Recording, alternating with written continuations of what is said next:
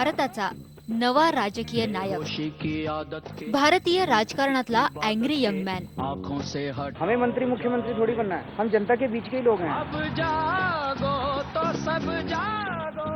नव्या राजकीय संस्कृतीचा धुरीण,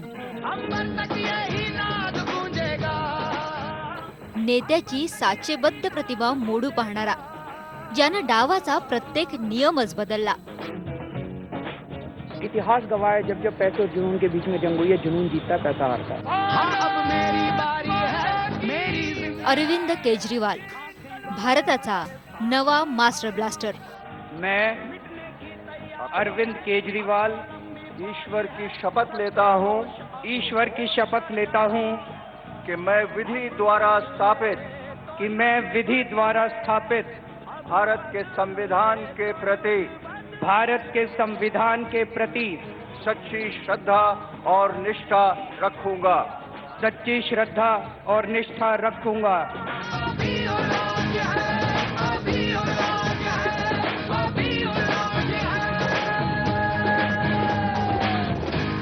दिल्लीतलं 2 केंद्रांभोवती फिरणारं राजकारण मोडत आप इतकं घवघवीत यश मिळवेल असं कुणालाही वाटलं नव्हतं, पण आपनं ते करून दाखवलं आणि एक सक्षम राजकीय पर्याय म्हणून आपचा उदय झाला।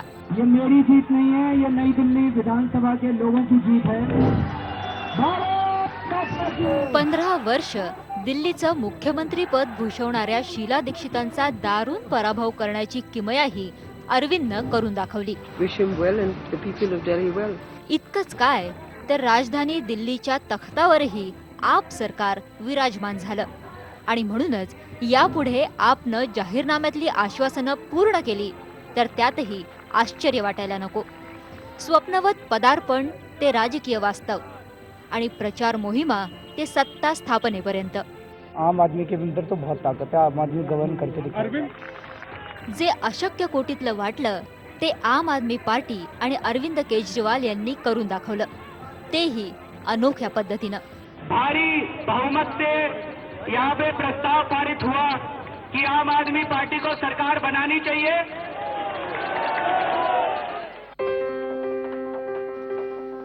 वेळ सकाळी 8ची। दिल्ली बाहेर असलेल्या कोशंबी मधलं हे बहुमजली अपार्टमेंट। या अपार्टमेंटमध्ये काही सरकारी अधिकाऱ्यांची घरं आहेत तर काही आम आदमीची। याच अपार्टमेंटमध्ये राहणारे अरविंद केजरीवाल सकाळी सकाळीच तयार असायचे। कुठे प्रचार सभा आहेत हे ठरवून अगदी मोजक्या समर्थकांसह कुठलाही लवाजमा न घेता त्यांचा हा छोटासा ताफा दिल्लीच्या रस्त्यावरून निघायचा। सुरक्षा रक्षक नाही की लाल दिवा नाही, फक्त एक वॅगनार कार, त्यावर लावलेलं आम आदमी पार्टीचं स्टिकर आणि दिल्लीचं राजकारण बदलण्याच्या ध्यासानं झपाटलेली एक व्यक्ती।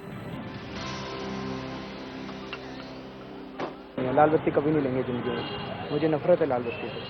एक आम आदमी को इस देश में नफरत है लाल बत्ती से। आओ मिलके साथ में आज के हालात में लाना ही है उजाले, बेहोशी की आदत के अपने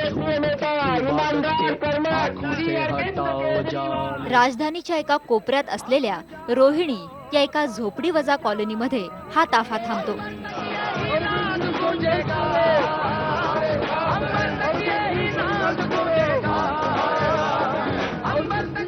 अरविंद केजरीवाल एका ओपन जीप मध्ये उभे राहतात आणि तरुण, म्हातारे, शाळकरी मुलं, स्त्रिया आणि प्रौढांच्या गर्दीत प्रचार सुरू होतो। बाईक आणि ऑटोमध्ये बसून तरुण पोरांचा हा लवाजमा गल्ली बोळात फिरून प्रचार करतो। रस्त्यावर अनेक ठिकाणी अरविंद केजरीवाल यांचं स्वागत फुलांच्या हारांनी होतं। ठरलेल्या ठिकाणी ते छोटेखानी पण प्रभावी भाषण करतात। 10 दिनों में हम सब ने मेहनत कर ली तो दोस्तों फिर तो फतह हो जाएगी, फिर तो इस देश की काया पलट जाएगी।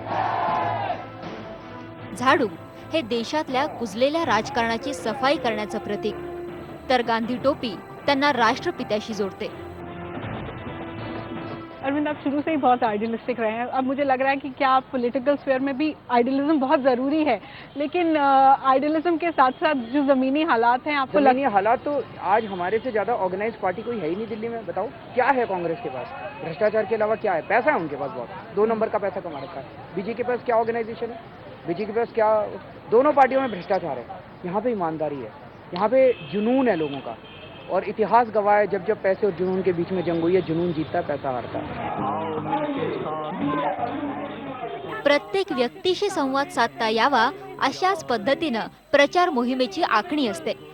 असा रोड शो, त्याच्या जोडीला कोपऱ्या कोपऱ्यावर लहान लहान बैठका आणि प्रत्येक मतदारसंघासाठी स्वतंत्र जाहीरनामा बनवण्यासाठीच्या बैठका, इतर बड्या राजकीय पक्षांच्या मोठमोठ्या जाहीर सभांपेक्षा वेगळा प्रचार. ही गर्दी मतांमध्ये परिवर्तित होईल असा सार्थ विश्वास आम आदमी पार्टीला आहे आणि अरविंद आहेत या प्रचाराचे स्टार आकर्षण. हमें मंत्री मुख्यमंत्री थोड़ी बनना है, हम जनता के बीच के ही लोग हैं. पण आमच्यासारख्या अनेकांना शंका होती की पक्षाला तर मोठा पाठिंबा दिसतोय, पण त्या तुलनेत उमेदवारांची निवड योग्य झालेली नाही. आपनं जनकपुरीतून एका हलवायाला, छत्तरपूरमधून एका पहलवानाला आणि दिल्लीतून एका कमांडोला उमेदवारी दिली. पण मतमोजणीच्या दिवशी निकालांनी सर्वांनाच आश्चर्यचकित केलं. बहुत लोगों से जिन्होंने मैंने बात की है, उन्होंने कहा है आम आदमी पार्टी है, लेकिन बहुत ही आम है. अच्छी बात है, ये तो होनी चाहिए. आम आदमी पार्टी तो आम ही नहीं चाहिए. आम नहीं रहेंगे, आप कहोगे खास बन गई है, तो आम आदमी पार्टी तो इतनी आम है कि लीडरशिप इतनी आम है, पता ही नहीं है कौन. अरविंद के अलावा पता ही नहीं है कौन है. योगेंद्र यादव है, प्रशांत भूषण है, संजय सिंह है, कुमार विश्वास है, बहुत सारे लोग हैं. आपको लग रहा है रोहिला के गांव में लोग इन सब लोगों को जानते हैं, या फिर आपके कैंडिडेट्स को जानते हैं? नहीं, धीरे धीरे जान जाएंगे. भाई जब ये बाकी लोग आए थे पॉलिटिक्स में, इनको कौन जानता था? अरविंदर सिंह लवली को कौन जानता था? हर्षवर्धन साहब को कौन जानता था? राजकुमार चौहान को कौन जानता था? और ये हम आम हैं, इसी बात से लोग खुश हैं. तो खास बनने में कितनी देर लगती है? 2 टाई कोट पैंट में पहन लूंगा, टाई पहन लूंगा, एक बड़ी मर्सिडीज ले आऊंगा, हो गया खास. लोकांनी शब्दशः आम आदमीला मत दिलं आणि आपच्या विजयानं योग्य तो परिणाम साधला. काँग्रेस आणि भाजप दोघही या नव्या पक्षाच्या पोतडीतल्या मुद्द्यांना हात घालण्यासाठी धडपडू लागले. We are going to learn from that, and we are going to do a better job than anybody in the country and involve people in ways that you cannot even imagine right now. आज स्पष्ट majority अपने pass न होने के कारण उनके सरकार बनाने के न्योते को स्वीकार करने की स्थिति में नहीं है. निवडणूक निकाल लागला आणि भाजप सर्वात मोठा पक्ष म्हणून पुढे आला. पण तरी आठवडा उलटूनही दिल्लीत सरकार स्थापन होऊ शकलं नाही. या निवडणुकीनंतर काँग्रेसची कदाचित आतापर्यंतची सर्वात मोठी पंचायत झाली. सुरुवातीला त्यांनी आपला बिनशर्त पाठिंबा द्यायची खूपच घाई दाखवली. त्यानंतर अरविंद केजरीवाल यांच्या 18 मागण्या मान्य करण्याची घाई, आणि मग आप सरकारचा शपथविधीही झाला नाही, तोच पाठिंबा काढण्याची भाषा काँग्रेसनं सुरू केली. About pulling out.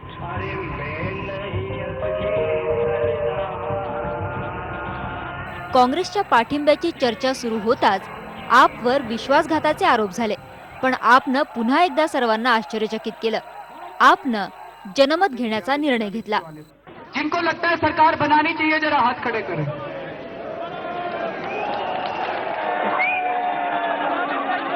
काहीही झालं तरी काँग्रेस आणि त्यांच्या नेत्यांवर हल्ला करणं आपनं सोडलं नाही.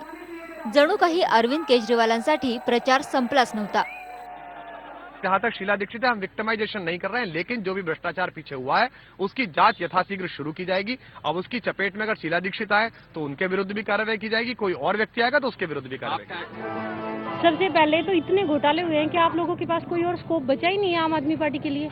एक बंदा अच्छा करना चाह रहा है, आप लोग उसे सपोर्ट करने के बजाय आप उसके अगेंस्ट बोलने जा रहे हो.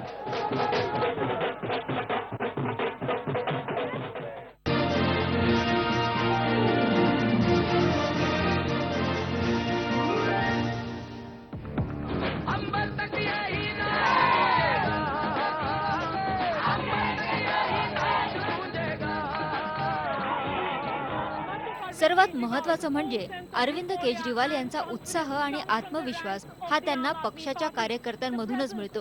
हा सुशिक्षित वर्ग आहे. काही त्यांचे काम सोडून आलेत, काही जणांनी त्यांची कारकीर्द तात्पुरती बाजूला सारली आहे, तर काही जण निवृत्तीचं आयुष्य जगत होते. सगळ्यांनाच निवडणुकीत या पक्षासाठी काहीतरी करायचंय.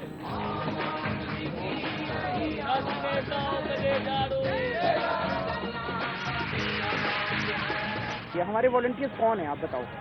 कनाडा से छोड़ के कोई आ गया, सॉफ्टवेयर इंजीनियर ने नौकरी छोड़ दी, दुकान वाले ने दुकान बंद कर दी. ये कौन है? ये हमारे वॉलंटियर्स नहीं है, ये आम जनता है. जनता चुनाव लड़ रही है इस बार.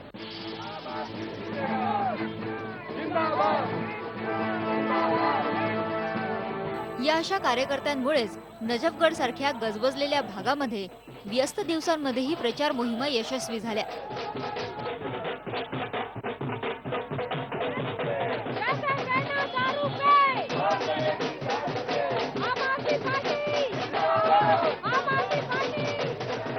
आम्ही आधीच इथे पोहोचलो होतो. बीपीओ कर्मचारी, शिक्षकांनी रजा टाकत तर गृहिणींनी घरकाम आटपून जमायला सुरुवात केली. मेरे संडे को छुट्टी होती है, तो आज हमारे आज का प्रोग्राम है, तो मैं आज यहाँ प्रोग्राम अटेंड कर लिया है. फिर संडे को जो है अपना ऑफिस ज्वाइन कर लूंगा. संडे को नहीं करूँगा, आज छुट्टी ली मैंने. जन लोकपाल की मूवमेंट से पहले क्या करती थी? जॉब करती थी मैम, मेटलाइफ. तो वो जॉब आप अभी छोड़ी हुई थी, अभी फुल टाइम यहीं पे पार्टी के लिए वर्क कर रही हूँ. वॉलंटियर. शाम को मैं 5 बजे ड्यूटी जाता हूँ और सुबह 5 बजे आता हूँ. 10-11 बजे उठता हूँ और उसके बाद 3-4 घंटे यहाँ पर देता हूँ डेली. क्यों? क्योंकि मैं चाहता हूँ वास्तव में बदलाव आए.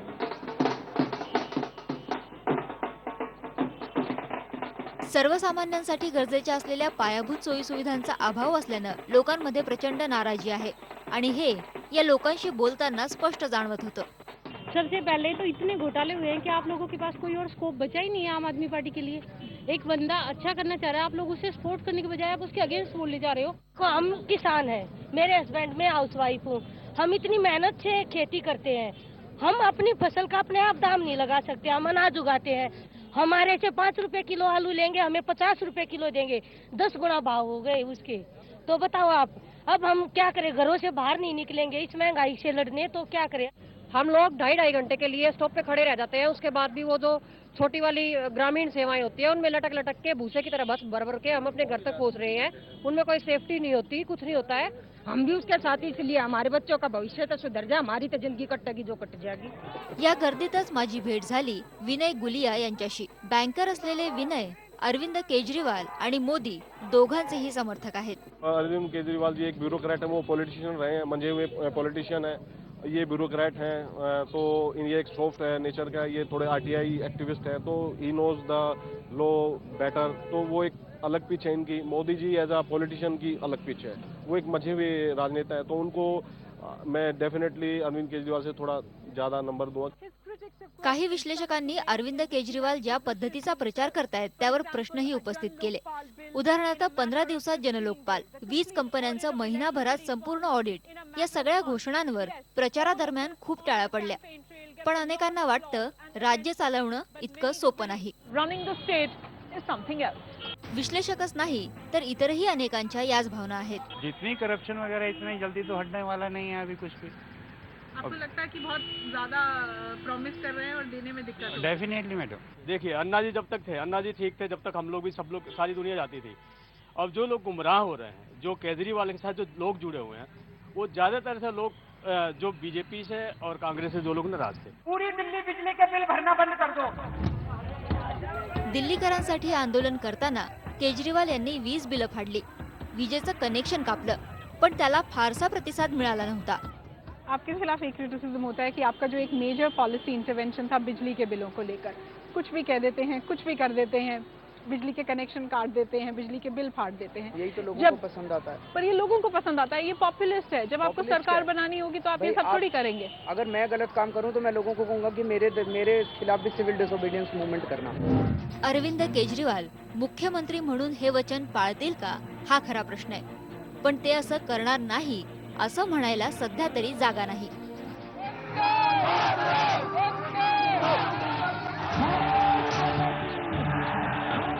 जो करना है तो वो करना ही है, उसको पूरा करना ही है।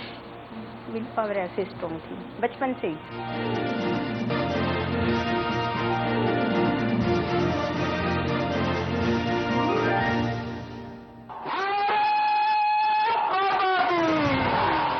भ्रष्टाचार विरोधी नव्या कायद्याची मागणी करत अण्णा आणि अरविंद केजरीवाल एकत्र आले।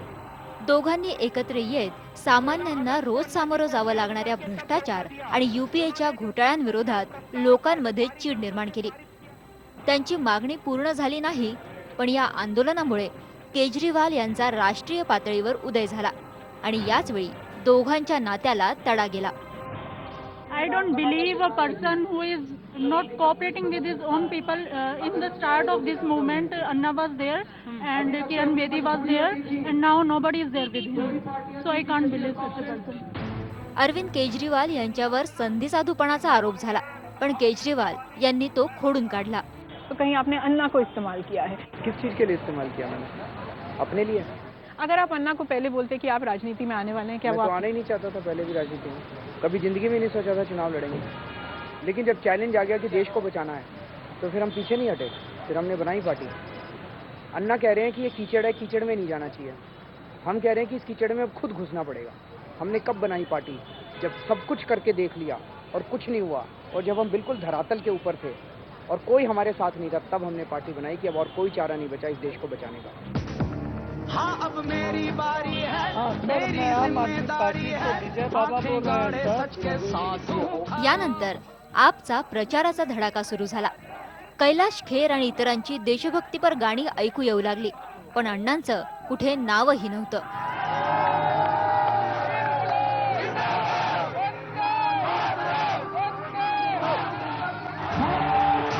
दिल्ली निवडणुकीत पक्षाच्या नेत्रदीपक प्रदर्शनानंतर दोघांमध्ये दुरावा आणखी वाढला।